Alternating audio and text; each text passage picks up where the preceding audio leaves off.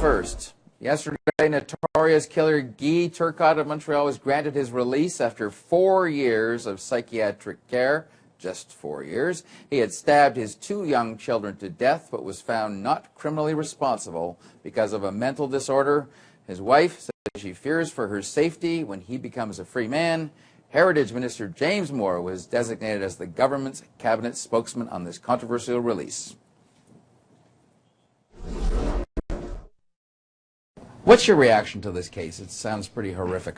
It's beyond horrific. I mean, this is sort of the worst of the worst. I mean, people who take children's lives. Now, I know that he's been found criminally not responsible, but I think the instinctive reaction to the public is what it's typically is from Canadians who have a very finely tuned sense of fairness and justice. That somebody who, look, a children's life was taken, stabbed 46 times. It was admitted to by Mr. Turcotte, and now he's released into the public. So the public says there's something wrong in the system here.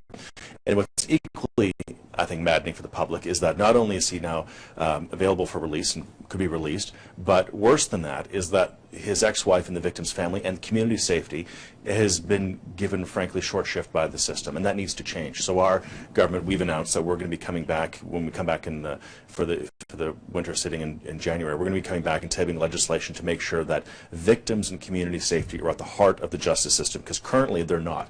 There's very little, if any, regard whatsoever given to victims and the community safety when circumstances like this arise. Now, it's often that, high-profile extreme cases lead to bad law, but what's equally often true is that high-profile cases that are given a lot of scrutiny expose failures in the justice system, and that's what's happened with this case and other cases in Canada like Alan Schoenborn. Well, that's what I wanted to ask you, and I was talking to you before we went on the air, I said, why you, of all the ministers, where's, Vic Taves and others, and Rob Nicholson, why is that? You have a case in your riding like this? I do. There's a guy named Alan Schoenborn who's he killed his 3 kids.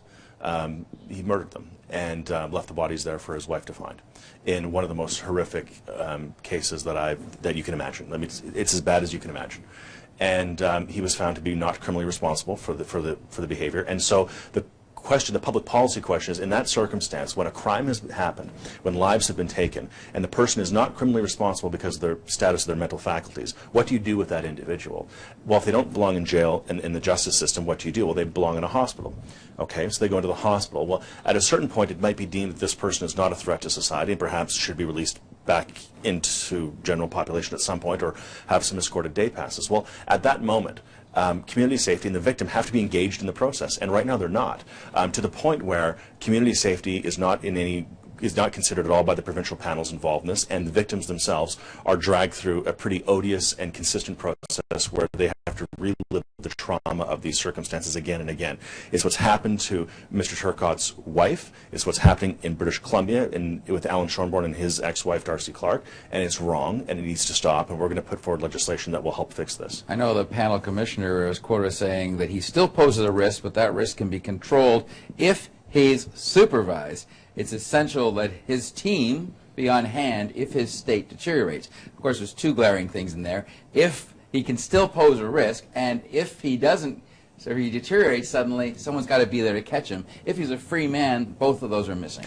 And equally wrong is, as I said, is that the victim is not considered in this process whatsoever. And also, look, we need to have a justice system that makes sense, that is measured, that is balanced between medical science, the best advice that we have through the sweep of Canadian history when we know a lot about how to best manage our justice system. But also, there's an element here of justice and injustice that needs to be addressed and met with effectively by our system. And it's frankly wrong. It's just wrong that someone who stabbed his child 46 times could be available to go back into the public 18 months after the fact. And that the victim has no guarantees from the system for her safety, for her family's safety, for community safety. It's as black and white a case of right and wrong that needs to be fixed, and it's our job as a government to help fix it. Just to play devil's advocate, it's possible that his mental disorder, whatever that was, can be cured or seem to be cured in that time frame. Is your concern that something more needs to be done to keep him off the street, or that his wife and her family, your new family, need to be better protected? Both and a third. Both, yes, the victim. Second, yes, the fact that he may or may not be cured. But third as well is that this is also an evolving part of medical science, right? I mean, it has not been long that our society and governments have taken seriously our investment assessments and our approach to mental health and what mental health means for those who are involved in criminal activity and how to best address that in the justice system, in our health system, and how, therefore, that leads to the proper incorporation of these people into our society who have committed crimes.